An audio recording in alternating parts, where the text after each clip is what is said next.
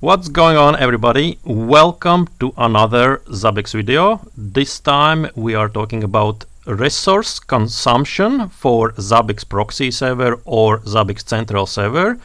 I will practically share a template which is perfectly capable to use the native agent without any customization and kind of tell you what is the resource consumption per every process. If you know Zabbix internals, there are different processes underneath the hood, like Trapper process, Polar process, SNAP agent, Polar process, and some of them can consume more memory, some of them can consume more CPU, and so this template will discover all the PIDs and show the consumption, and it's it will be designed to be clever enough to map with the correct PID, even if we restart the component, which is quite a big challenge. Usually when we restart services, then the new process names will definitely have a different PID number, but there will be a nice workaround, and actually the template is perfectly capable to save all the evidence in a retrospect. Let's have a look and start from what will be in the outcome. Like, this is the dashboard. It's a template level dashboard, and what we see some a graph of the memory leaders, and then what actually happens is, like, I'm using the version 7.4, and in the version 7.4 there is a new widget called top items, which is absolutely the key thing to save your time to immediately be able to tell what is the leader. Previously, like in the 7.0 version, for example, when we see the lines and when we do this mouse over, it's quite headaches to look on this pop-up rectangle and kind of it's not ordered, and it's painful to even look on this. And now very good workaround is like just to not do the mouse over and insert the top top items widget here, one for swap, one for residental memory, and practically my graph on the left side shows the residental memory, and I see some yellow line on the very top as a leader, and that yellow line actually is this guy. Like all the lines which we see in the left picture there, actually now we can not spend energy on looking on this pop-up rectangle, which is exhausting. The memory is not sorted, and there is nice workaround to insert this widget.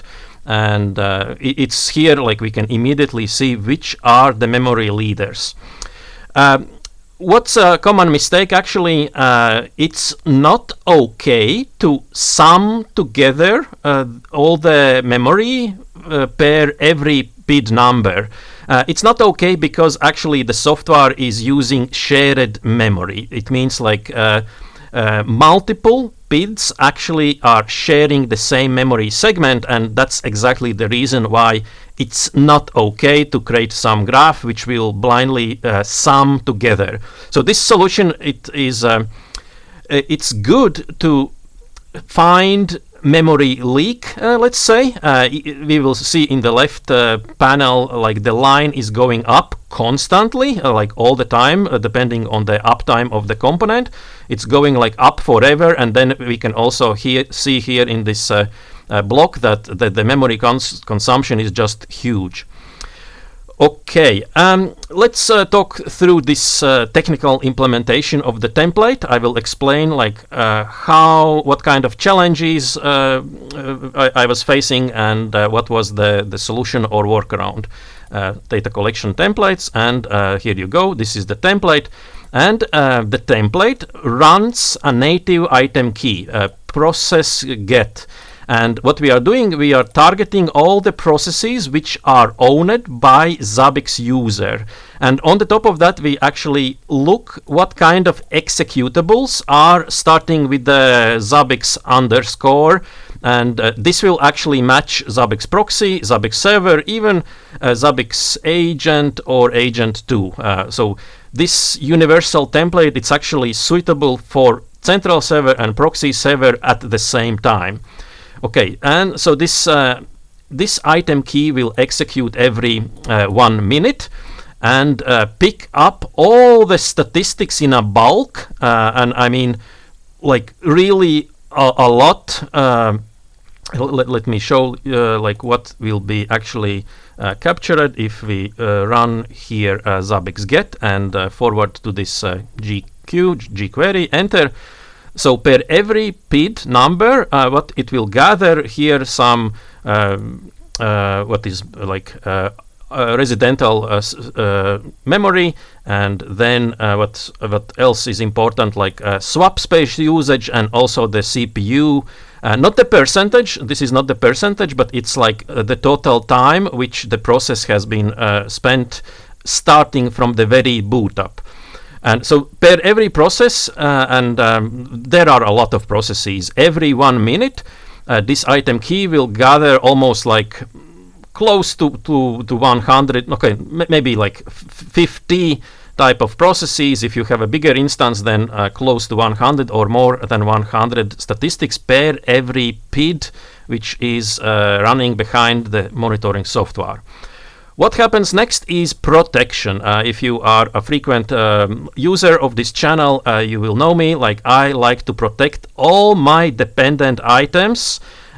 If the central item fails, it should never never replicate the failure to the dependent items. And to protect that, we create like another item. And as a first step, like definitely check if the first central item is in a healthy state. If it's not in the healthy state, the central item will save the error message, and it will not replicate any data forward. It will save CPU on the proxy, it will save CPU on central server, and also it will highlight exactly the root cause, and it will highlight root cause only once for the central server. So it's absolutely best practice, in my opinion, to lower the noise, to not replicate those errors like 100 times. It's only listed only once, and yeah. Okay, what happens if the JSON is healthy? We are actually formatting the process name. Now the next challenge I have faced is, let's clear the screen and run this command, and what we see, for every process, we have these square brackets, and the content in the square brackets are changing all the time. And it's like I want to create item which is called unreachable polar 1, trapper 1, and trapper 2, and alert syncer. Like I want to have like a beautiful view for the process name, and these square brackets are causing trouble. It will be hard for the low-level discovery to practically impossible. Like it's not good, and now I need to get rid of the square brackets. To do that, the solution is to use the JavaScript, and what I'm doing, like I'm searching for the pattern. Whenever item starts, I mean in the middle of item there is square brackets open, then just erase everything until the end.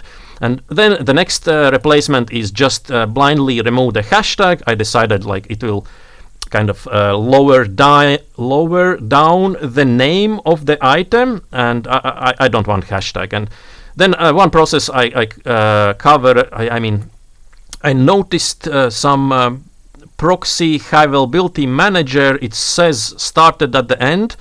I don't know exactly why is that, and it's not beautiful, and this is like an ugly patch right now just to make it more beautiful. Maybe I can see that immediately over here.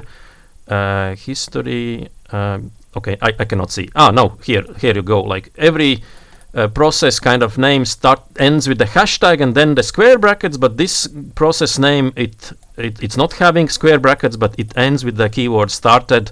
It's a different behavior right now, and yeah, that's a small patch. Let's go forward, and so we are now formulating a very static item names per process category. And what happens next is the low-level discovery rule. Here you go. It will, it reads that very JSON, and actually it targets the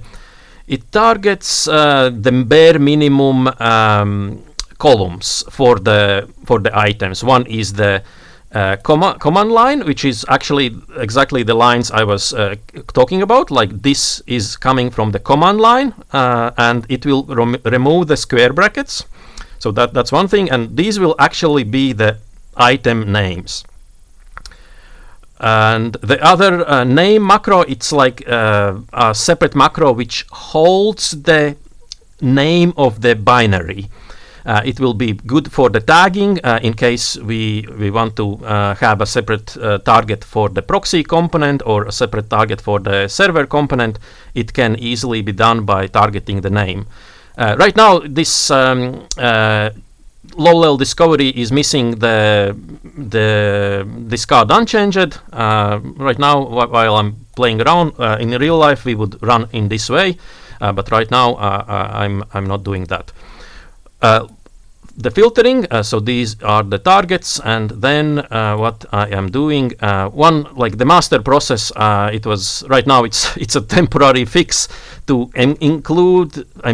exclude the parent process, which was causing some visual troubles in the dashboard. So this is not supposed to be here, but it's like making the dashboard look more beautiful at the moment. Okay. Now I will share like another challenge. What I think is a good trick, and in a level of the output, like where is it? Let's clear the screen. The information available for every PID number holds the data about CPU user time and CPU system time. And in real life, maybe we don't concentrate so individually. We treat these things both together as formulating like the total damage, like how much CPU actually is consumed. And what usually users do in my experience is like they create one dependent item which extracts the user time, another dependent item which is capturing system time. Then they create a calculated item which takes one input and another input and make a total sum. The problem with the calculated item is it will always generate like one error message whenever we try to use it, the template as a fresh template. Like in a very day you apply the template for the first time, there will be always one failure in the proxy log because the calculated item do not yet have the inputs ready. And I like to solve this case completely differently. I want to avoid using calculated item, and it's very easy because actually the low-level discovery will there is a separate item which holds one block per one PID. Like the stuff I'm highlighting right now, it's only one PID, and this is actually stored in this raw item. So there is a separate item which captures one process only. And then what we can do is to avoid calculated item is we can actually use JavaScript preprocessing and tell, like, let's formulate a JSON object and then just take that very element, CPU time, and add the CPU system time. So this is, in my opinion, it's very, very elegant way to not cause those failures in the proxy log about the calculated item failing. It's the maximum elegancy, in my opinion. Okay, So that's another takeaway I would like you to take from this video, like avoid using calculated items in the item prototypes. Sometimes there is a possibility to do that, and this was exactly the example how to make that happen. And the last bit I want to share is the last takeaway is when we look on the template, and this will be a very exclusive functionality again for the 7.4, and I start to fall in love with this functionality really like badly. And the thing is, like, first of all, like what the CPU item is doing. It's taking the user time and adding the system time, and then since the number is kind of like it's increasing all the time. It's not the percentage; it's the time, how much CPU spends on the process, and this output in the JSON, it's like increasing all the time. The numbers are getting higher, and by using this simple change, we are extracting delta, and this delta is it comes with a very high accuracy.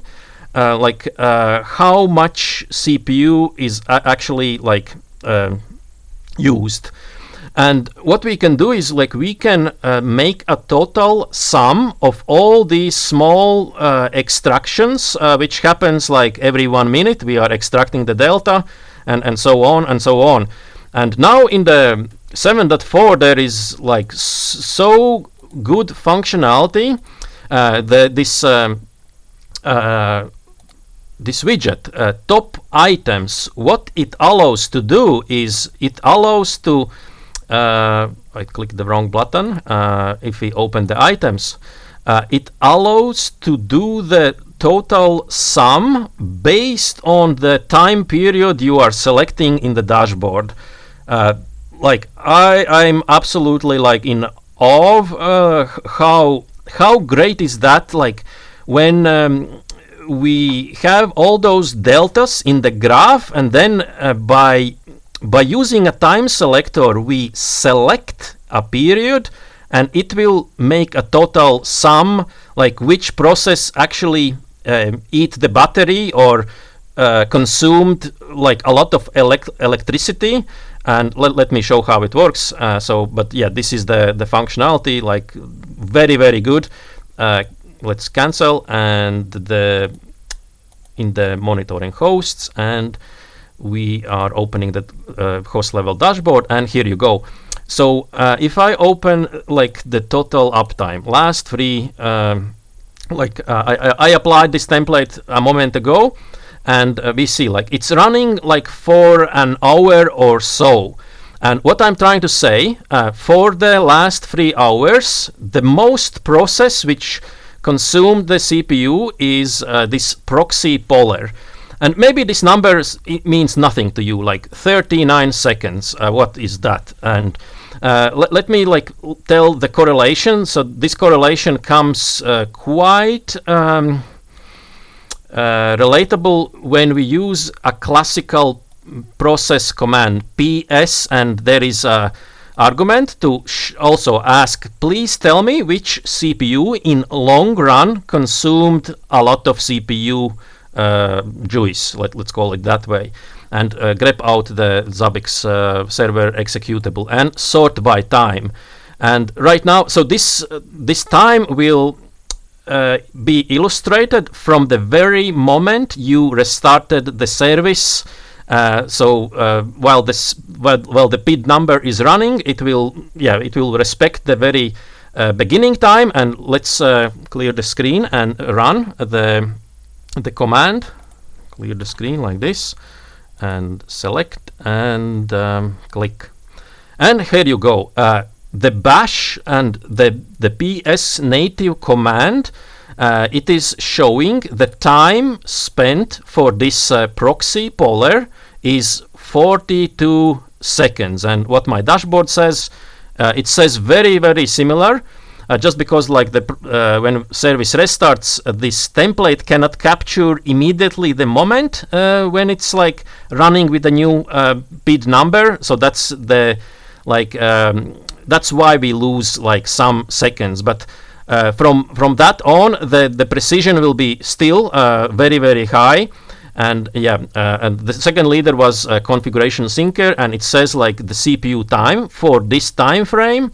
It's 34 seconds. If we check here, it's very similar, like 36 seconds CPU for the configuration syncer.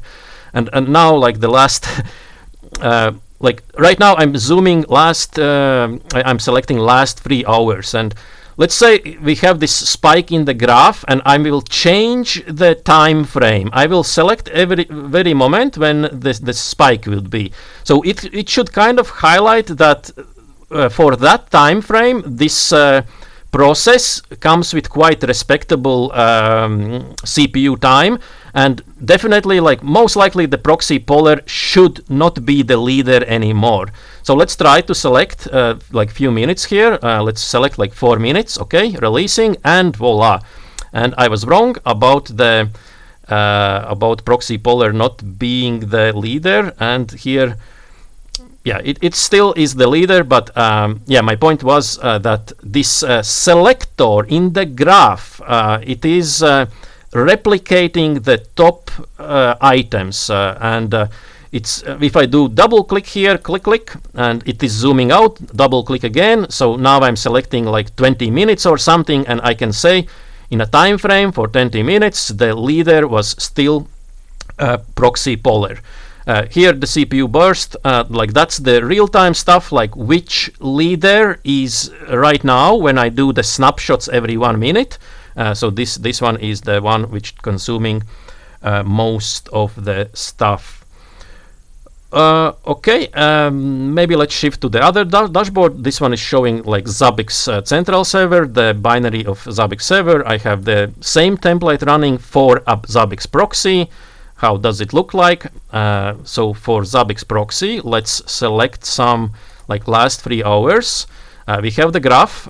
For Zabbix proxy, the leader is configuration syncer. The second leader is pre-processing manager. CPU-wise, that is the leader. Let's have a look if the command line says the same. Here I will grep the proxy, and actually I have different terminal for proxy. Enter. And the leaders, the bash and the ps command says the configuration syncer 24 seconds, the second leader pre-processing manager, which eats the CPU. So quite good correlation, quite good like replication. What like usually we tend to trust the output of top command or htop or process list, and I'm saying like this native key, which is in the template, it gives, I want to say it gives like 100% accuracy, not like just good accuracy, but if we ignore that those lost 2 minutes when we restart the component, and maybe it's possible to solve by like not executing every 1 minute, but executing like every 5 seconds, it will improve the accuracy even more. But right now I'm executing only like once per minute. All right, that is everything for this explanation. The template is also in the video description. If you like this content, give it a thumbs up, and thanks for watching.